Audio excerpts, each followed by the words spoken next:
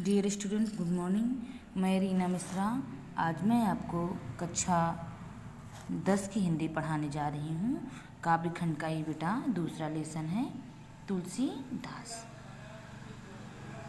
जो है पहले मैं इनके संक्षिप्त जीवन परिचय के बारे में आपको बताऊंगी।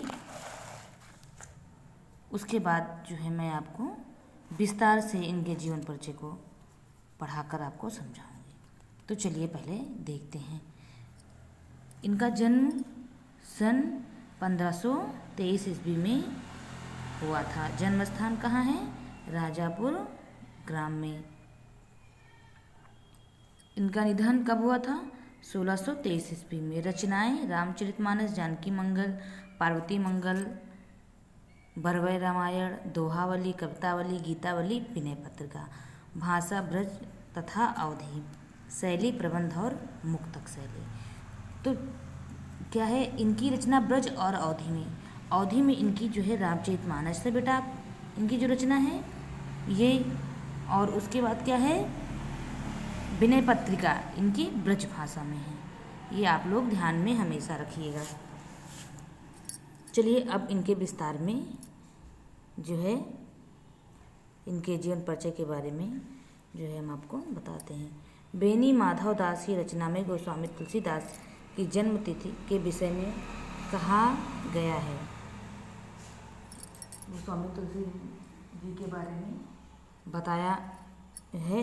जन्म तिथि के विषय में तुलसीदास के बारे में बताया है। 1552 विषय कालिंदी के 30 श्रावण शुक्ला सप्तमी तुलसी धरे अवसर। ये तुलसीदास का 1552 ये क्या है? इस संवत है। संवत जो है 1552 ईस्वी में कालिंदी के किनारे जो है शुक्ल श्रावण के शुक्ल पक्ष को सप्तमी के दिन जो है इनका जन्म हुआ था। तुलसीदास राम भक्त के कवि थे। इनका जन्म सन 1532 ईस्वी में बांदा जिले के राजापुर ग्राम में माना जाता है। कुछ विद्वान इनका जन्म स्थान सोरो गांव में मानते हैं।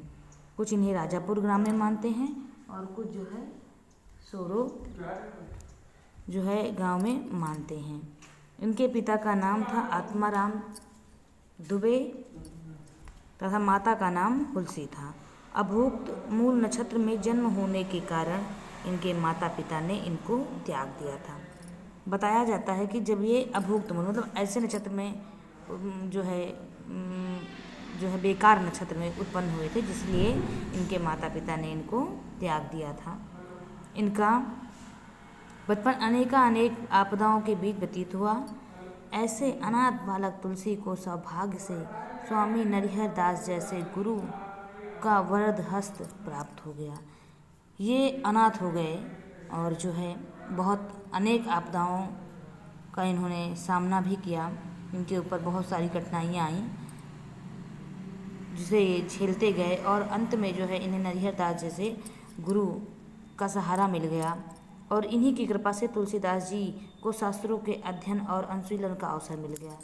उनकी कृपा से इन्हें जो है शास्त्रों का अध्ययन का जो है समय प्राप्त हो गया। स्वामी जी के साथ ही तुलसीदास काशी आ गए, जहाँ परम विद्वान आत्मा से सनातन जी ने इन्हें वेद वेदांग दर्शन इतिहास पुराण आदि में निष्णात कर दिया, मतलब पारंगत कर दिया, पूर्ण रूप से सिखा दिया सब कुछ। वेद पुराण मतलब सब कुछ इनको आने लगा था।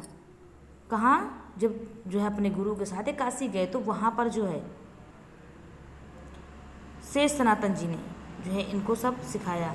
इनका विवाह ब्राह्मण कन्या रत्नावली के साथ होना जग प्रसिद्ध है।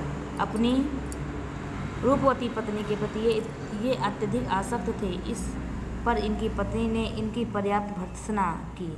मतलब ये जो है जब इनकी एक बार कहा जाता है कि जब इनकी पत्नी मायके चली जाती है तो ये आंधी तूफान का सामना करते हुए ये अपनी पत्नी के पीछे पीछे मायके उनके पहुंच जाते हैं। इसे देख करके इनकी पत्नी जो है इनको बहुत ही धिक्कारती है।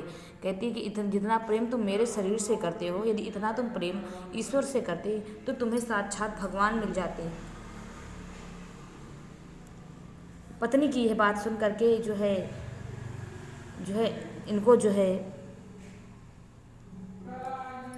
बहुत जो है बात पत्नी की लग गई, हृदय तक जो है बात छू गई, वहीं से इन्होंने वैराग जीवन धारण कर लिया। तो आगे चलिए देखते हैं, जिससे इन्हें वैराग हो गया और ये काशी आ गए। इनका जीवन काशी, अयोध्या और चित्रकूट में अधिक व्यतीत हुआ। इनकी मृत्यु सन 1623 ईस्वी में काशी में अस्सी घाट पर हुई। अब देखिए, इससे संबंधित भी एक दोहा प्रचलित है। संवत 1680, 80 गंग के तीर, श्रावण शुक्ल सप्तमी, तुलसी तजव शरीर। अब तुलसीदास क्या श्रावण शुक्ल की सप्तमी को ही, देखिए श्रावण शुक्ल सप्तमी को जन्म भी हुआ था और श्रावण शुक्ल सप्तमी को इनकी मृत्यु भी हुई थी। संवत 1680 ईस्वी को 80 घाट पर, काशी के 80 घाट पर जो है के तीर समीप जो है इनकी मृत्यु हुई थी। गोस्वामी तुलसीदास जी श्री राम के अनन्य भक्त थे, जो है इनकी भक्ति दास्य भाव की थी और जो है संवत 1631 ईस्वी में इन्होंने अपने प्रसिद्ध ग्रंथ रामचरितमानस की रचना आरंभ की। इसी तरह जो इनकी और भी रचनाएं हैं, जानकी मंगल, पार्वती मंगल, राम ललन अछो, और जो है रामाज्ञा प्रश्न, भैरव रामायण, दोहावली, कप्तावली, गीतावली, विनय पत्रिका आदि जो है इनकी रचनाएं हैं। तुलसीदास जी ने अपनी सभी रचनाओं में तत्कालीन सभी काव्य शैलियों का प्रयोग किया है। इन्होंने श्री रामचरितमानस में प्रबंध शैली, विनय पत्रिका में मुक्तक शैली और दोहावली में साखी शैली का प्रयोग किया है।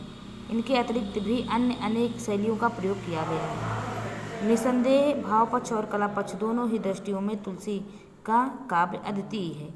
इन्होंने जो है मुक्तक शैली और जो है प्रबंध शैली, सभी शैलियों का जो है अपनी रचनाओं में स्थान दिया है। ये जो है इनके जो काव्य थे अद्वितीय थे। निश्चय ही तुलसी हिंदी साहित्य के अमर कवि हैं।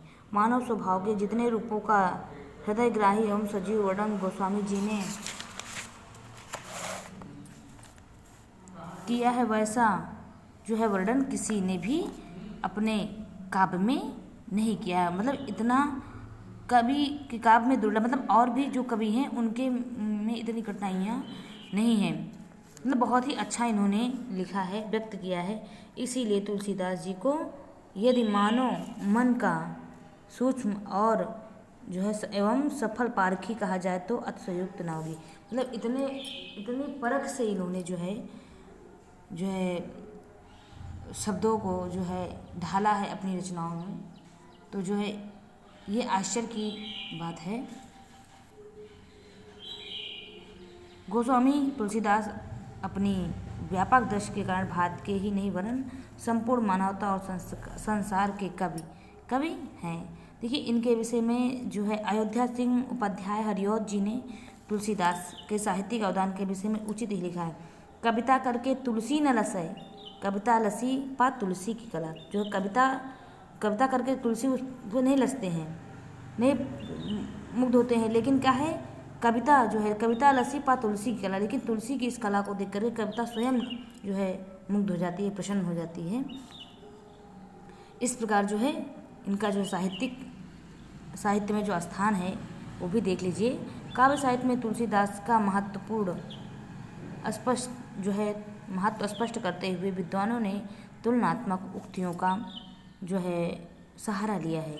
नाभादास ने इन्हें कलिकाल का वाल्मीकि, स्मिथ ने इन्हें मुगल काल का सबसे बड़ा व्यक्ति, गिरिशन ने बुद्ध देव के बाद सबसे बड़ा लोकनायक माना है।